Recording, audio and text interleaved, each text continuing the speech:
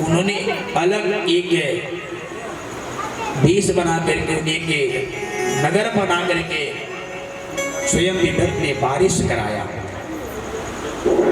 जो जनता परेशान रहती थी तो माता पृथ्वी का पूरा परिक्रमा करके उन्होंने व्रत तप करके नगर बना कर बारिश कराए। जीव जंतु सब प्रसन्न हो गए प्रेमक पर। अब प्रेमक भी ध्रुवचरितं न भयं गत्वा देवी नामराजितये आशुद्या प्रसिद्ध करने के हे राजा। इसके बाद प्रियवत के बाद आगे चल करके नाभि राजा हुए। नाभि से हुए ऋषभदेव जी, और ऋषभदेव के आगे चल करके पुत्र हुए थे भरत जी महाराज। ऋषभदेव के पुत्र भरत हुए। जैसे ऋषभदेव जी राज शासन को चलाते थे उसी भांति भरत महाराज ने चलाए। उस समय भरत जी महाराज क्या किए, अनेकों यज्ञ इत्यादि करते रहे। आज उसके बाद उनके अपने पुत्र हिरण्यकी भगवतं प्रायं पुत्र सत्याम गंडकी, उसमें राजा परीक्षित महाराज ने प्रश्न किए। कहते हैं गुरुदेव ये बताइए, जब राजा भरत इतने बड़े ज्ञानी थे, परमात्मा परमानंद थे, यज्ञ इत्यादि किए थे, के कारण क्या था, मृग योनि में जाना पड़ा। जब इतना बड़ा धर्मात्मा थे तो मृग योनि में कैसे चले गए? तो सुखदेव आकर्षित करते हैं कि हे राजा, परिपूर्ण पाप के कारण ते भगवंत कथा रुचि है नाही जिनको, अजिन नारी को नारी बुलाव रहे, नचवावत है रजनी दिन को। अरे मृग कह धिक है, अरे मंदिर कह किन को। कहते कि हे राजन, एक समय की बात है, राजा भरत जी ने अपने राजपाट अपने पुत्रों को सौंप करके ये चले गए। सबको राज को बांट करके अपने पुत्रों को राजपाट, ये ममता को त्याग करके भरत जी ने चले गए गंडकी नदी के किनारे। जो गंडकी नदी के किनारे चले गए और वहां जाकर गंडकी नदी, नेपाल में गंडकी नदी किनारे जाकर के उन्होंने एक ठम सुंदर कुटिया बना लिए। अब कुटिया बना करके वहां रहना शुरू कर दिए। सत्संग की आधी घड़ी सुमिरन बरस्त 50, वर्षा वर्षे एक घड़ी आहत फिरे 12 मास। और सुखदेव जी राजा प्रचित करते हैं कि हे राजा, जब भरत जी महाराज ने गंडकी के किनारे खूब सुंदर आश्रम बनाकर रहना शुरू कर दिए, एक समय की बात है, वो गंडकी के किनारे जो ही स्नान कर रहे थे। जब गंडकी में स्नान करने गए, उसी के बगल में एक हिरणी, वो बगल में पानी पी रही थी। जब इन्हीं के बगल में हिरणी एक पानी पी रही थी, उस समय एक सिंह ने देख लिया हिरणी को। जब हिरणी को सिंह ने देखा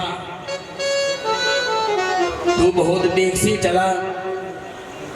जब वेग से चला, उसमें गर्भावस्था में हिरणी थी।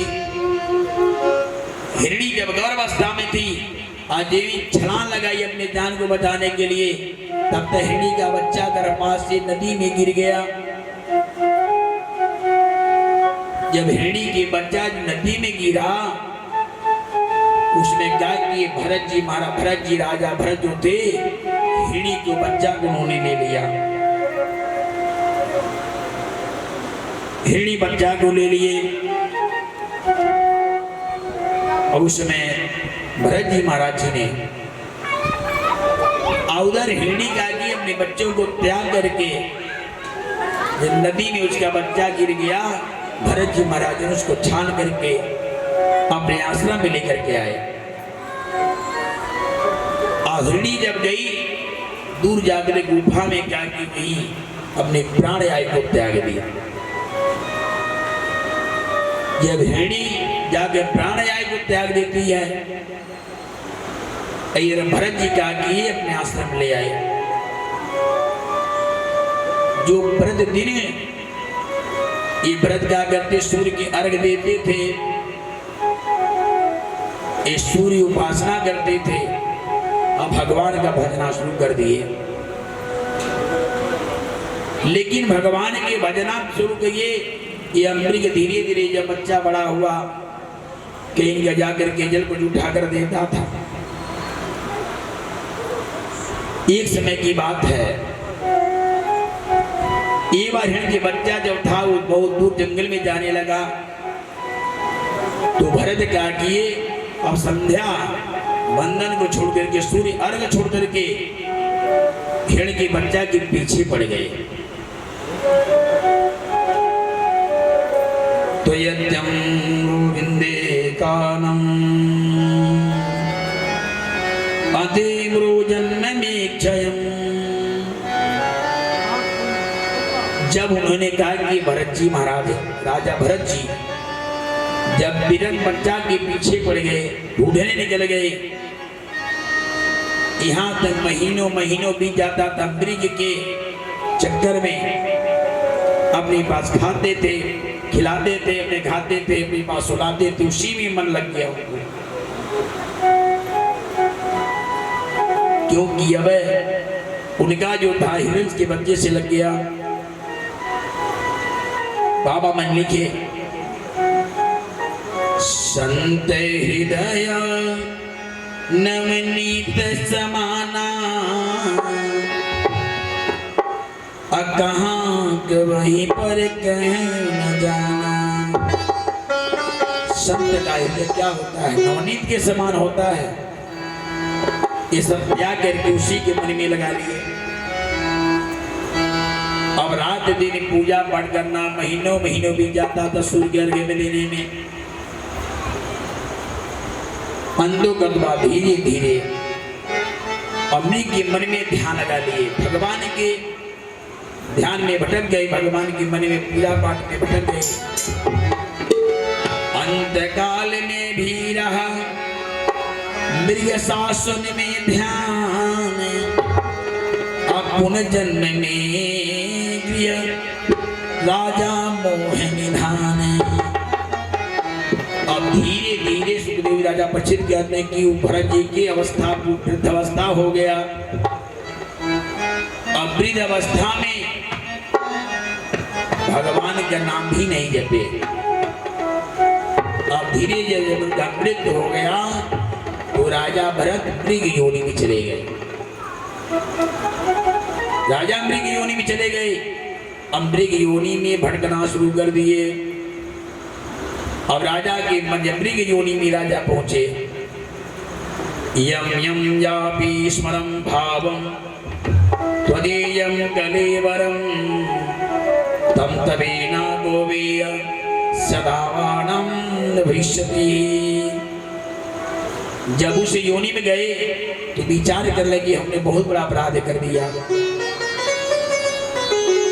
केवल एक मृग के पीछे में भगवान का पूजा पाठ नहीं किया, सूर्य का अर्घ नहीं दिया। अब मन में विचार करने लगे। अब भगवान से प्रार्थना की, हे प्रभु, जिसमें राजा बने थे, राजत्व सिंहासन को बैठे थे, राज चलाते थे, उसमें इतने धन में पूजा पाठ किया। और उस माया को छोड़ करके हमने जब आया तपस्या करने के लिए, तभी भी मेरा जो मन था मृग योनि के मृग के चक्कर में पड़ गया। तो सबको ये पूजा पाठ है, भगवान की भक्ति, ये सबको मिल नहीं पाती है, क्योंकि वो ये दुर्लभ चीज है। ये भागवत कथा सबको सुनने की, जो भगवान की बहुत प्रेरणा होती है, भगवान की कृपा होता है, तब उसको सत्संग मिलता है, भागवत कथा सुनने को मिलता है। राजा मृगयोनि ये चले गए अपने धर्म कर्म को छोड़ करके, राजे सारे राजपाट को अपने पुत्र को बांट दिए, सब छोड़ करके, सब त्याग करके इसलिए चले गए कि हमने भगवान की तपस्या करेंगे, अंत में मेरा मोक्ष भगवान की चरण की प्राप्ति हो जाएगी। लेकिन दुर्लभ था राजा का। मृगयोनि में राजा ने विचार करने लगे, हे प्रभु जी उद्धार करिए। और सुखदेव जी कहते हैं राजन से, हे राजन, कुंती त्यागम मे पुत्रम बंशीरम गुणगासयम अंगिरत्वे ब्राह्मणोपतिनी दुर्यात्यामिमक्तयम्। तो कहते हैं कि राजन, अंतुगत्वा अंगीरा बस के ब्राह्मण के घर में उनके पत्नी से ये जुड़वा पुत्र उत्पन्न हुए। जुड़वा जो पैदा उत्पन्न हुए, जिसमें वो छोटे हो गए, उन्हीं ब्राह्मण के घर में से, उनकी पत्नी गर्भ से जो जुड़वा पैदा बच्चा हुआ, मृगयोनि से छूट करके उसी ब्राह्मण की पत्नी घर में प्रवेश किए और उसे पैदा हुए। आप पैदा होने के बाद ही बराबर मन ही बोलते नहीं थे, इतना पूर्व में भ्रमित हो गए थे, जो भी बुलाता था चुपचाप पटाए जाते थे, कुछ बोलते नहीं थे। और सुखदेव जी राजा कहते हैं कि हे राजा, जब बोलते नहीं थे, एक समय की बात, उनकी पत्नी, उनकी माता का जेवर था खो गया। क्या कि उनकी माता जो थी, एक बार में बांस जो जेवर था अपना जेवर का की बांस की पोपड़ी में रख दी। इसको भरत जी देखे थे, उनका नाम ही पड़ा पूरा भरत। वो देखे थे, भयभीत थे, कुछ बोले नहीं। उनकी माता भूल गई। जब उनकी माता भूल गई, लगी अपने जीवन को ढूंढने के लिए, चार ढूंढी लगी, मिला नहीं। उनके भाई कहते कि बताओ भरत, तुम देखे हो? कुछ बोले नहीं। फिर पुनः आए, तुम देखे हो? तब इशारा किए, मुख से कुछ बोले, उंगली से इशारा किए, उसी में है। आज एक हाथ डाला गया तो जेवर मिला। जब मिला तो उसके उनके भाई तभी से उनका नाम रख दिए जड़ भरत। क्या नाम रख दिए उनका? जड़ भरत नाम पड़ गया। जहां बैठे थे वहां बैठे ही रह जाते थे, उड़ते नहीं थे। इतने भयभीत थे पूर्व जन्म को लेकर के। इसी प्रकार धीरे धीरे बड़े हो गए। उनके भाई क्या किए, एक बार किसी को बोलते नहीं थे, इनको भेज दिए खेत रखवाली करने के लिए। खेत में चले गए रखवाली करने के लिए। अब गए खेत में रखवाली करने के लिए, उनको बैठा दिया गया, कितने पक्षी आएंगे सबको खदेड़ते रहिएगा। भरत जी जाकर बैठ गए मेरे पे। आज इतने जब पूरा खेती पकी, धान पूरा पक गया, उसके बाद इतने बाल आगे दूध वाला था, उसमें जो पक्षी आगे चलती थी, चुभती थी, लेकिन खदेड़ते नहीं थे। और उसी के बगल में जो था वो सब खदेड़ करके खेत में कर देता था। भरत जी महाराज कुछ बोलते नहीं थे।